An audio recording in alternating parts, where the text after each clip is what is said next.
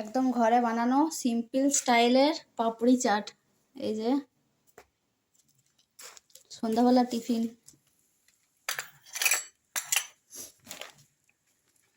দুটো প্লেটে অল্প করে, কারণ আমরা একটু আগেও খেয়েছি কিছু খাবার।